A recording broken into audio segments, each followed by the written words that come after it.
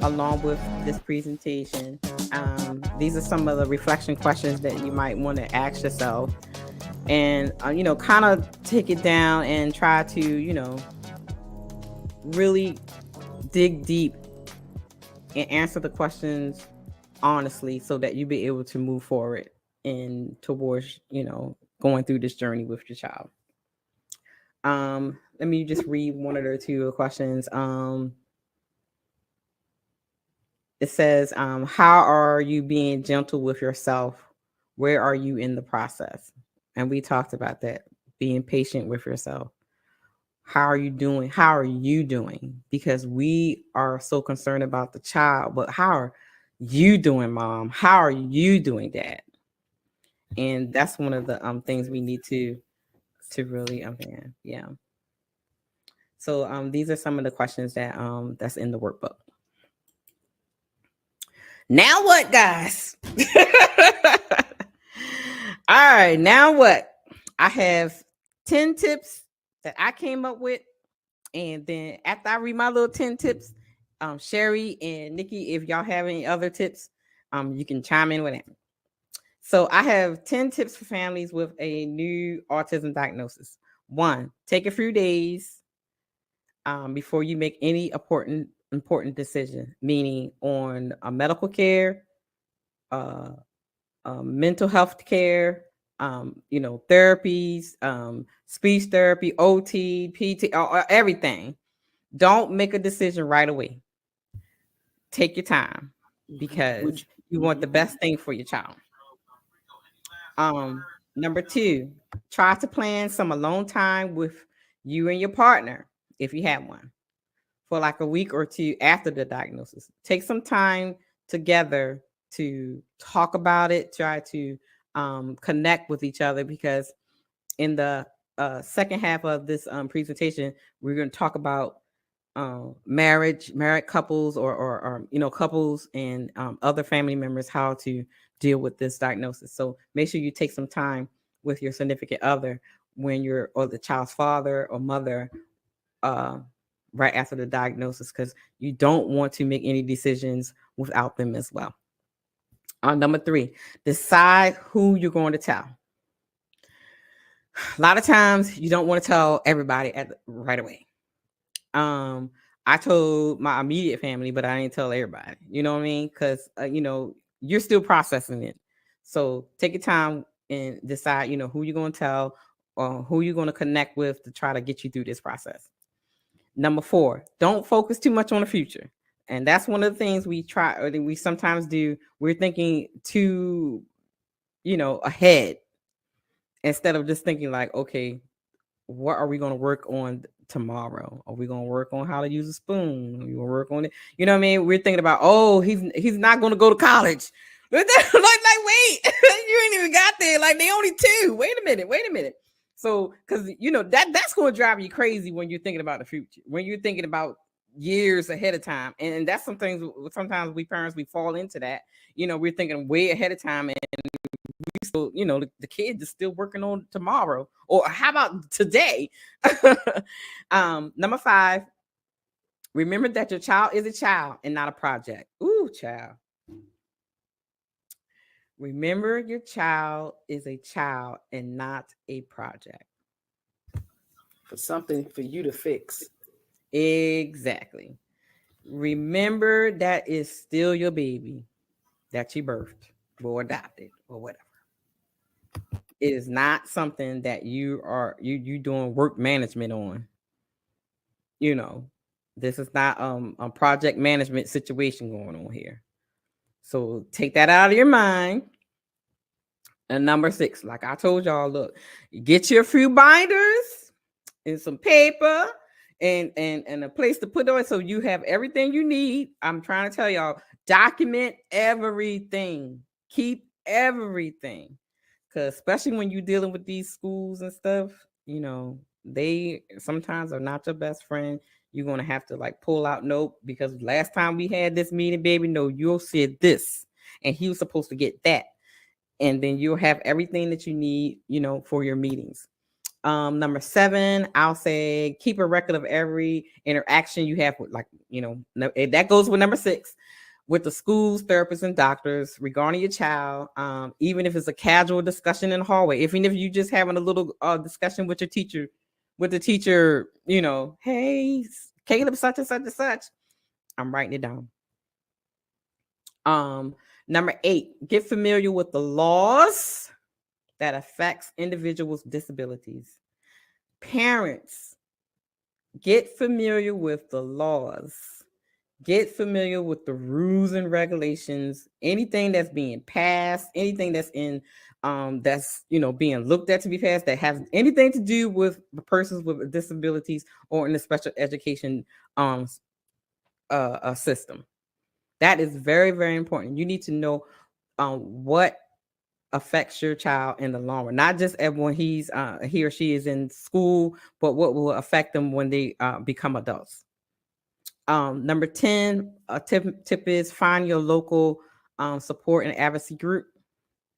And I mean, number 10, I would say meet with a financial planner or have a plan in place or working on the plan in place, depending on what age you are, for your child, because they do grow up. They do become adults. And as they grow up, you get old. That's just life. So make sure you're working on a plan. Okay. When I'm no longer able to run around with Mr. Caleb, what I'm going to do? Where's this money coming from? Who's going to support both of us? So, ladies, any other tips you want to give to the parents? Don't focus, spend more time and focus more on some joy and positives of your child. You've got to take time to celebrate those positive things and the joys that your child brings to you. You have to at those intensely, and you need to do it every single day. Find time, write down. I keep a gratitude journal, and write the positives every single day of, even if it's nothing more than your son tied a shoe to, Right. Celebrate the little things. Nikki? All great tips. All great tips. And this is just all great tips for parenting, period. But even more for this is just awesome. I absolutely agree with all of it. It's an awesome plan. And I wish, a lot of people had access to this information. So it's definitely something I'm going to share whenever I have the opportunity to have people reach out to you, because I'm out in the park a lot, with a lot of children, and, some things I can see that others may not be able to see. And just to conversate with the parent for a little bit, I can see that they're not even fully aware at all. They just have so many other children to focus on, and they're going to grow out of the speech thing or whatever the case may be, but to get them comfortable enough to talk about it. And let's talk about praise. So that part of it, I'm absolutely for. Positive affirmation, praise and smiles, kindness. It is so important for them to see that. So that's great. I applaud both of you ladies. You ladies are awesome. Thank you. And I would love to meet your children and interact with them. It's a blessing. Sherry, I don't know how long you're going to stay on, but we about to do the couples. I was gonna, I'm gonna have to bow out here shortly. I don't know. Okay. Playing up. Hi, Monkey. He's just all over. He's He looks- never far from my He is ready for mommy's Okay. attention right now. Yeah. Might not near want him to bedtime. hear. So Yeah, yeah. I understand. Thank you so much for He's coming been up a here. joy. Yes. Of course, we're gonna do this again. definitely let me know when, and I'll be here. And thank you so much for having me. And it was nice meeting you, you. Nikki. And It was so thank nice you meeting for all you, you Sherry. do, because we need more people like you. We really do. So thank you. Yeah. Trying to spread the love is all. Good you very night. Have a good night. All right. So, you ready, Nikki? All right. Let's get to this part. How does a couple stay connected and strong? After the initial shock, most couples experience fear, anger, denial, all the same things as a couple, not just separately. The Americans, the APA reports about 40 to 50% of married couples in the US divorce. And that's before factoring in the challenge of having a child on the autism spectrum. It says that 40 to 50% of married couples with a child with autism will divorce. That's a big Yeah, that's half. yeah, that's half of the couples. That's half. And you never know how someone is gonna, deal with this. Yeah, exactly. So, not only are you dealing with the stages, your husband or the child's father is dealing with it too. And everybody's dealing with it in different ways, and some may not be nice, but but yeah. So, how does a couple stay connected and strong after the autism diagnosis? One, communicate. Uh-oh, I moved it. I'm sorry. Communicate. Communicate. That is so big. And matter of fact, honest communication. Oh yes, that's what I was about to say. Honest communication. I blame myself. What did I do? Right. All of that. Let it out. The vulnerability. Like, what are we going to do next? The blueprint you had, those 10 steps. Awesome. You gotta talk about it. So you have to communicate. Positive. Yeah, it's important to stay connected as possible as with your spouse to keep the lines of communication open. The more you can communicate in these challenging times, the stronger you will be as a couple. You and your spouse may not react to the child's diagnosis the same. Ladies, I'm going to speak to the ladies. Ladies, do not pressure the father or husband or whatever to deal with it the way you're dealing with it. Because, even in other things, we think that men should, react or feel the way we feel about things. Like, why isn't he crying? Or why isn't he? I'm sitting here boohoo crying. Why he not? So do not think that, the child's father has to react the same way you do, because they won't, because they're different. Don't be afraid to fight sometimes, don't go to blues. But I mean, if there's a little argument, little tension, get it all out. Because having a kid with autism can be stressful. There'll be times where you both are stressed out, you're bothered, you don't know what to do. So don't be beat yourself up if you guys have a little spat or whatever. Because I mean, that's just another part of emotions. Because like you said, you both already had an expectation for the child. So now we're adding another expectation, and we may not see the same thing. So it needs to be discussed. What expectations are we looking forward to? We got to take small steps and be patient with each other as well as the child. But communication is so important either way. And and for example, how the guys, the men, that son baby. My son gonna play football. My son gonna play that. My son gonna do this and this and this. You have to understand that when that dad has that first son, they have all these things in their mind. I mean, the moms too, but I'm just using an example as your husband or the child's father. They have this in their mind, and my son's gonna do this. We're gonna do this together. We're gonna play catch up, and then to find out that your child may not even do none of that. You have to, ladies, you have to understand that they are going through the stages as well. They are feeling a death as well, the death of the life that they thought they were going to leave with their child. So please be mindful of that. Number 2 is pick a path together. Do the research together, learn together, think of, don't, as you know, us ladies, I'm only speaking as ladies because we just be doing too much. Don't make decisions without the dad. Don't take things in your own hand. Include them. One of the reasons a lot of times there's tension between the couples because you're not including them in things. You're think I'm the mama, so I'm just gonna do everything. No, include them in. And go ahead. Yeah, and not even just that, they think their way is right. Exactly. Their way of doing everything with this child that belongs to him as well is right.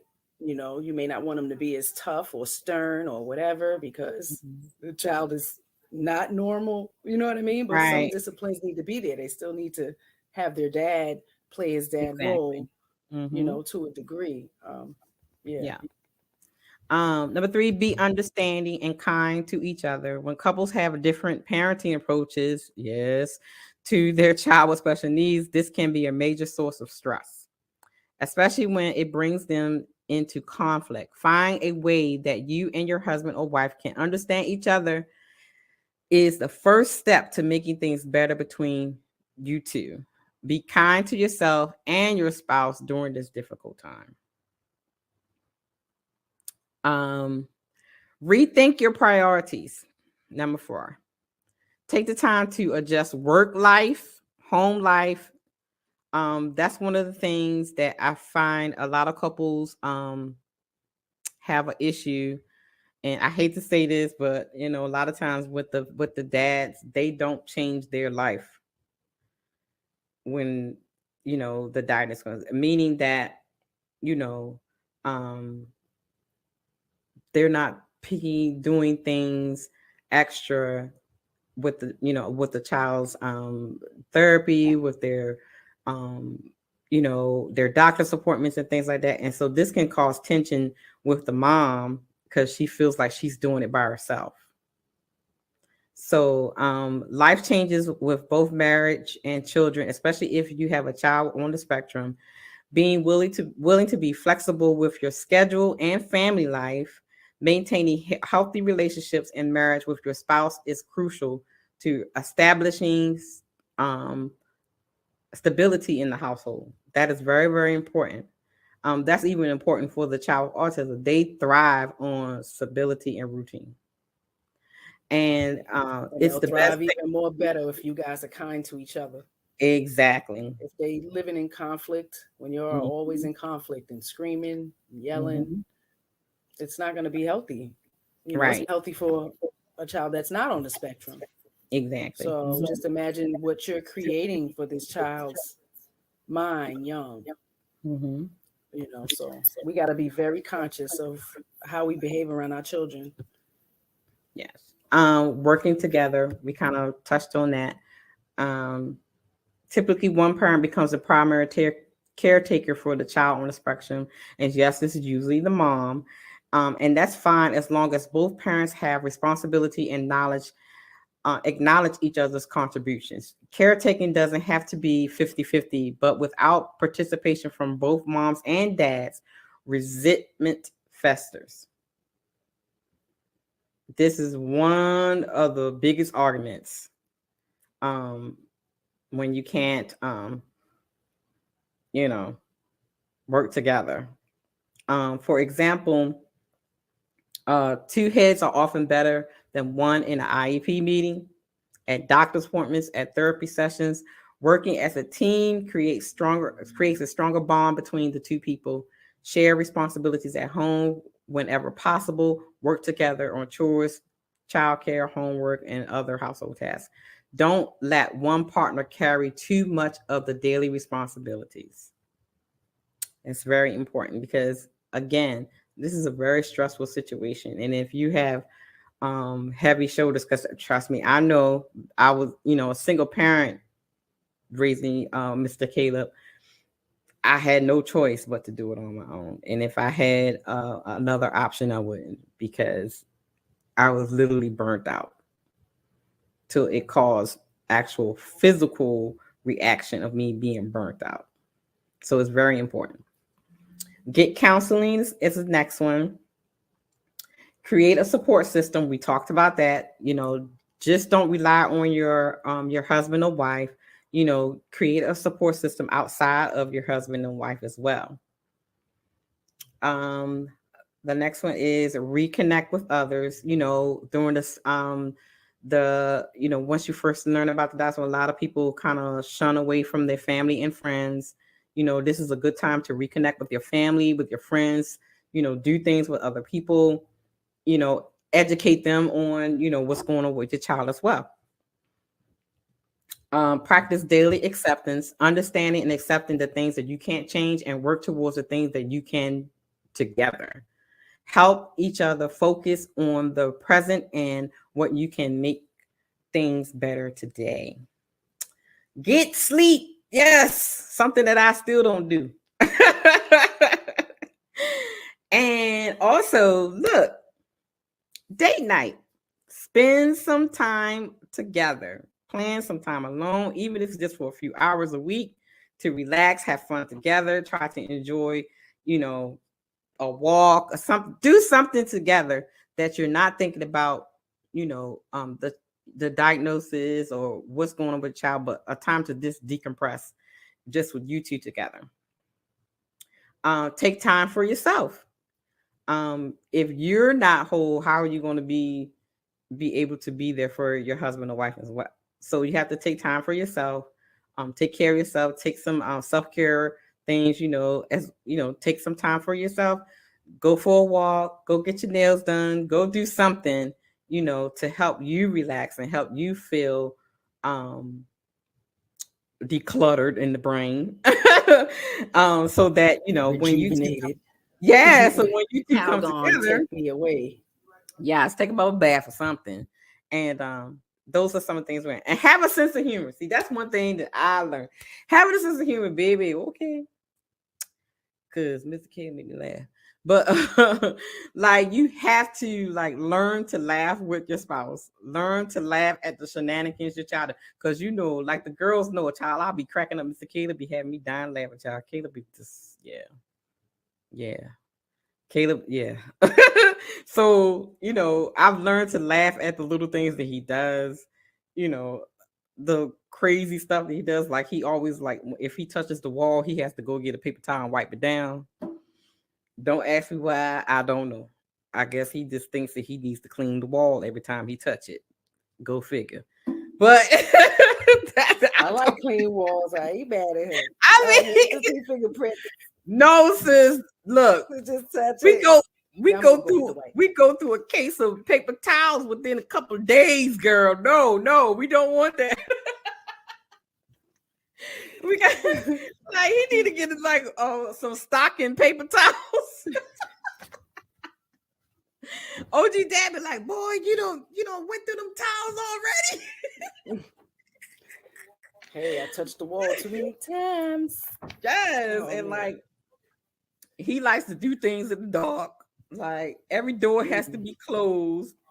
So he does some crazy things, and having a sense of humor brightens everything up, even though sometimes you be like, okay, you're thinking about his life, where his life is going to lead, but then when he just does the craziest thing, be like, child, please, Caleb, fine. So, a sense of humor is definitely it. And the last one, celebrate those victories together. Guys, yes. If you have with the father or mother or husband or whether, you celebrate those victories. Celebrate every time they learn a new word, when they learn how to do something, tie the shoe, put their clothes on by themselves, brush their teeth, say a new word. Celebrate with each other. Everything. Exactly. My spouse has handled something that, yes, they may not have handled, in such a good way before. And now, everybody's getting a little better and a little more Yes. equipped. Praise is in order. Exactly. Like, yes, you did that. Okay. All of these points that you have on this whole thing is great for everybody for parenting. It is. Yeah. This That's is why I was like, well, shoot, this awesome. is parenting all the way. You created a And great no, and if you really look at it, not really PowerPoint. like for parenting, it's like for marriage period. When you talk about Absolutely. communication and all that Yes. stuff. And a lot of these things should be discussed before even having children. What ifs, Exactly. what if, because it can be a possibility your child can be born blind or deaf or on the Yes. spectrum. Exactly. So it's a toss of the dice. You don't know. Just like people like, oh, I want a girl, I want a girl, I want a girl. Nope, boy, pow. Boy, yeah. You know. Exactly. Oh my God, let's see what's going on in chat. Ain't nothing crazy about closing. I cannot. Well, he like all the doors closed. So with that, I'm trying to Caleb just child, please. And all the lights out. Everybody got to be in the dark around here. All right. So again, these are some reflection questions for the couples. If you want the packet, I'll give you the email or the website where you can go and order it. Let's pick one question. Let's see. Okay. One of the questions is, when during the day, do you manage to have a good conversation with your husband? Or is it always about something negative? So these are some of the questions that's in the reflection book.